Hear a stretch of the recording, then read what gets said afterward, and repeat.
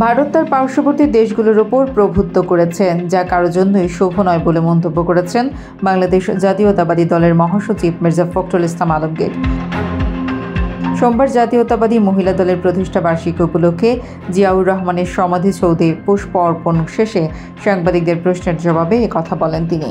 মির্জা ফখরুল বলেন, দীর্ঘ প্রায় 16 বছরের ফ্যাসিবাদী আওয়ামী শাসনের হাত থেকে ছাত্র জনতার আন্দোলনের মাধ্যমে দেশ মুক্ত হয়েছে।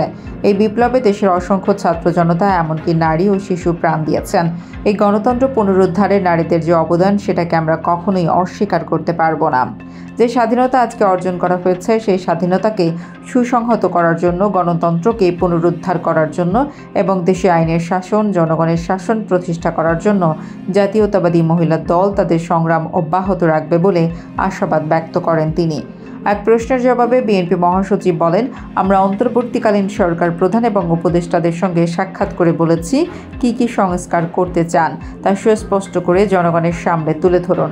তার জন্য একটি সুনির্দিষ্ট সময় নির্ধারণ করুন, যাতে যৌক্তিক সময়ের মধ্যে নির্বাচন অনুষ্ঠান করা যায়। অন্তর্বর্তীকালীন সরকার যত দ্রুত সম্ভব সংস্কার সম্পন্ন করে নির্বাচনের মাধ্যমে জনগণের ক্ষমতা জনগণের হাতে তুলে দেওয়ার ব্যবস্থা করবে বলে প্রত্যাশা জানান তিনি।